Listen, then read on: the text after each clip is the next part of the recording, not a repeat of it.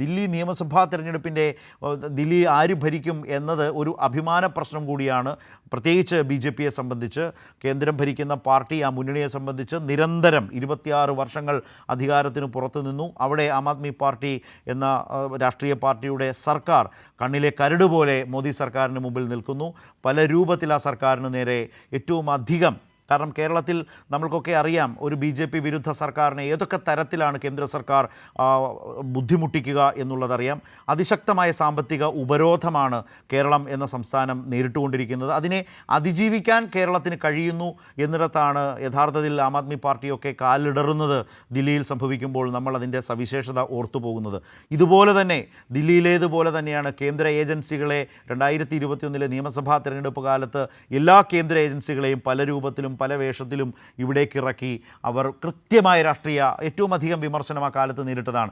രാഷ്ട്രീയ താല്പര്യങ്ങളോടെ കേന്ദ്ര ഏജൻസികൾ, അന്വേഷണ ഏജൻസികൾ പ്രവർത്തിക്കുന്നത് കണ്ടതാണ്. അതിനെ പൂർണ്ണമായും പിന്തുണയ്ക്കുന്ന ഒരു പ്രതിപക്ഷ കോൺഗ്രസ് രാഷ്ട്രീയത്തെ നമ്മളിവിടെ കണ്ടതാണ്. ദില്ലിയിലേതുപോലെ തന്നെ കേരളവും കണ്ടതാണ്. പക്ഷേ അതിനെ അതിജീവിക്കാൻ കഴിയുന്ന ഒരു രാഷ്ട്രീയമായ പ്രബുദ്ധതയും മികവും കേരളത്തിനുണ്ട് എന്നുള്ളതാണ് ഒരു തുടർ ഭരണത്തിലേക്കന്ന് പോകുന്നത് കണ്ട. ആ കള്ളക്കഥകളൊക്കെ വ്യാജകഥകൾ, അല്ലെങ്കിൽ ഏറ്റവും നിറഞ്ഞ ഒരു കാലമായ തെരഞ്ഞെടുപ്പ് കാലത്തെ നിലനിർത്താൻ കഴിയുന്ന എല്ലാ തരത്തിലും ആ കാലത്തെ മുന്നോട്ട് കൊണ്ടുപോകാൻ വേണ്ട എല്ലാ വകകളും നൽകി മുന്നോട്ട് കൊണ്ടുപോയിട്ടും അതിനെ പൂർണ്ണമായും തിരസ്കരിച്ചുകൊണ്ടാണ്, ആ നീക്കങ്ങളെയൊക്കെ തിരസ്കരിച്ചുകൊണ്ടാണ് കേരളം അന്നൊരു നിലപാട് സ്വീകരിച്ചത്. അത് യഥാർത്ഥത്തിൽ ഇപ്പോൾ അരവിന്ദ് കെജ്രിവാളിനും ഒക്കെ സംഭവിക്കുന്നത് കാണുമ്പോഴാണ് കേരളത്തിൻ്റെ ആ മികവും സവിശേഷതയും ഒക്കെ പ്രത്യേകതയോടെ ഓർക്കേണ്ടി വരുന്നത്. കാരണം കേന്ദ്ര ഏജൻസികളാൽ സൃഷ്ടിക്കപ്പെട്ട ഒരു വലിയ ഒരു പത്മവ്യൂഹമുണ്ട്.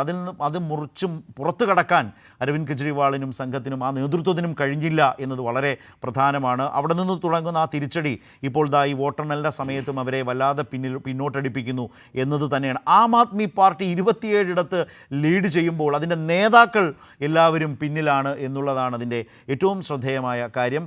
36 അംഗങ്ങൾ എന്നുള്ള ഒരു ഏറ്റവും പ്രധാനപ്പെട്ട നമ്പറിലേക്ക് ആം ആദ്മി പാർട്ടിക്ക് എത്താൻ കഴിയണമെങ്കിൽ നേതാക്കന്മാർ കൂടി ലീഡ് ചെയ്യുന്ന നിലയുണ്ടാവേണ്ടതുണ്ട്. ഒരുപിടി നേതാക്കളാണ്. അത് മുഖ്യമന്ത്രി അതിഷിയാവട്ടെ, അരവിന്ദ് കെജ്രിവാൾ ആകട്ടെ. ആം ആദ്മി പാർട്ടി എന്നാൽ അരവിന്ദ് കെജ്രിവാളാണ് എന്ന നിലയിലേക്ക് തന്നെയാണ് കെജ്രിവാൾ തന്നെ ആ പാർട്ടിയെ വളരെ സജീവമായി മുന്നോട്ട് കൊണ്ടു. അതിൻ്റെയൊക്കെ ഭിന്നതകൾ പല രൂപത്തിൽ ആ പാർട്ടിക്ക് അകത്ത് സംഭവിച്ചിട്ടുണ്ട്. പലരും വിയോജിപ്പുകളോടെ പാർട്ടി വിട്ടിട്ടുണ്ട്. പക്ഷേ എപ്പോഴും കെജ്രിവാൾ എന്ന് പറയുന്ന ഒരു നേതാവിലൂടെയാണ് ആ പാർട്ടി രാജ്യത്ത് ശ്രദ്ധിക്കപ്പെട്ടിട്ടുള്ളത്. ആ കെജ്രിവാൾ തന്നെ രാജ്യ തലസ്ഥാനത്ത് പിന്നിലാണ് എന്നുള്ള, തുടർച്ചയായി പിന്നിലായിരുന്നു. അല്പം മുമ്പ് ചെറിയ വോട്ടുകൾക്ക് ലീഡ് ചെയ്ത വാർത്ത വന്നു.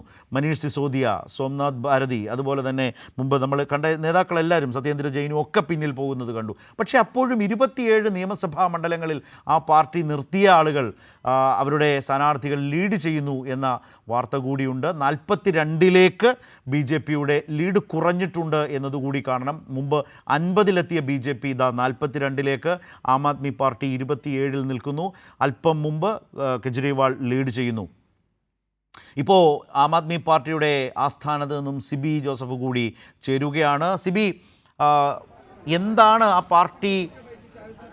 പാർട്ടിയുടെ ഇപ്പോഴത്തെ ഒരു പാർട്ടി നേതാക്കളുടെ ഒരു ആലോചന എന്താണ്? നേതാക്കളൊക്കെ നിരന്തരം പിന്നിലാണെന്നുള്ളൊരു പ്രശ്നം ആ പാർട്ടിയെ അലട്ടുകയാണ്. അധികാരം നഷ്ടപ്പെടുന്ന നിലയിൽ ആം ആദ്മി പാർട്ടി ദില്ലിയിൽ നിൽക്കുകയാണല്ലോ. ശരത്ത്, തീർച്ചയായും ആം ആദ്മി പാർട്ടിയുടെ ക്യാമ്പ് വളരെ നിരാശരാണെന്ന് പറയാം. ഞാനിപ്പോൾ നിൽക്കുന്നത് ആം ആദ്മി പാർട്ടിയുടെ മെയിൻ ഓഫീസിന് മുന്നിലാണ്. ഇവിടെ നമുക്കറിയാം വലിയ ഒരു LED വാളൊക്കെ വെച്ചുകൊണ്ട് തന്നെ അവിടെ സംസാരിക്കുന്നു. പക്ഷേ ഇപ്പോൾ ആം ആദ്മിയുടെ ഈ ഒരു വലിയ തിരിച്ചടി, അതിൻ്റെ ഒരു നിരാശ ആവശ്യം ഒരു ഒഴുകിയെത്തുന്ന ഒരു സമയമായിരുന്നു. പക്ഷേ ഇവിടുത്തെ പാർട്ടിക്കാരെല്ലാം ആം ആദ്മി പാർട്ടിയുടെ അതേ അവസ്ഥയാണോ? സ്റ്റക്കാവുന്നു, വിഷ്വലുകളൊക്കെ സ്റ്റക്കാവുകയാണ്, കാണാനാവുന്നില്ല, നിരാശാജനകമാണ്, മ്ലാനമാണ് എന്നുള്ളതാണ് സിബി സൂചിപ്പിക്കുന്നത്. സിബി പറഞ്ഞോളൂ. തീർച്ചയായും ശരത്ത്, വലിയ നിരാശയിലാണ് ആം ആദ്മി പാർട്ടിയുടെ ക്യാമ്പ് എന്ന് നമുക്ക് പറയേണ്ടി വരും. എന്നാലും ഇവിടെ എന്റെ പിന്നിലെല്ലാം വലിയ വാളെല്ലാം തന്നെ വെച്ച് LED വാൾ വെച്ച് എല്ലാം തന്നെയും വലിയ രീതിയിൽ ആം ആദ്മി പ്രവർത്തകർ എല്ലാം തന്നെയും ഇരുന്നു. പക്ഷേ ഇവിടെ പലരും ഇവിടെ നിന്നും പോയിരിക്കുന്നു.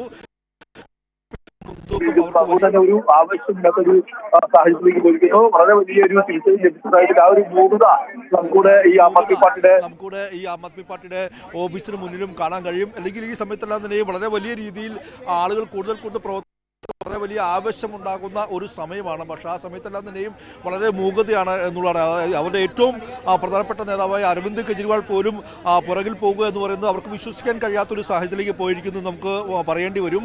എന്തായാലും തികച്ചും മൂകതയാർന്ന ഒരു സാഹചര്യം. ഈ സമയത്തെല്ലാം തന്നെ വളരെ വലിയ ആവേശം അലതല്ലുന്ന ഒരു സാഹചര്യം ഉണ്ടാകുന്ന ഒരു സമയമാണ്. ആ സമയത്താണ് ഇപ്പോൾ ശരി. ഏതായാലും സിബിയാണ് വിശദാംശങ്ങൾ ഇപ്പോൾ ദില്ലിയിൽ നിന്ന് നൽകുന്നത്. ആം ആദ്മി പാർട്ടി നേതൃത്വം അല്ലെങ്കിൽ അവരുടെ രാഷ്ട്രീയ ആസ്ഥാനം ഇപ്പോൾ വളരെ നിരാശയിലൂടെയാണ് കടന്നു പോകുന്നത്. സ്വാഭാവികമാണത്, കാരണം പ്രതീക്ഷിക്കാത്ത ഒരു വലിയ തിരിച്ചടി അവരെ ബാധിച്ചിട്ടുണ്ട്. പക്ഷേ കഴിഞ്ഞ ദിവസത്തെ എക്സിറ്റ് പോൾ ഫലങ്ങളൊക്കെ ഇതിൻ്റെ ഒരു സൂചന കൂടി നൽകിയിരുന്നു എന്നുകൂടി അവരിപ്പോൾ ഓർക്കുന്നുണ്ടാകും. ഏതായാലും BJP ഇപ്പോൾ 41 മണ്ഡലങ്ങളിൽ ലീഡ് ചെയ്യുന്നു. ആം ആദ്മി പാർട്ടി 27 എന്നുള്ളത് 28 ആക്കിയിട്ടുണ്ട്. കോൺഗ്രസ് ഒരിടത്ത് ലീഡ് ചെയ്യുന്നു എന്നുള്ളതാണ് അവിടെ നിന്ന് വരുന്ന ലീഡ് നില. ആകെ 70 നിയമസഭാ മണ്ഡലങ്ങളാണ് ദില്ലിയിലുള്ളത്. ആ 70-ൽ 41 BJPയും 28 ആം ആദ്മി പാർട്ടിയും ലീഡ് ചെയ്യുന്നു. സർക്കാർ രൂപീകരിക്കും എന്ന് BJP നിലപാട് വ്യക്തമാക്കി കഴിഞ്ഞു.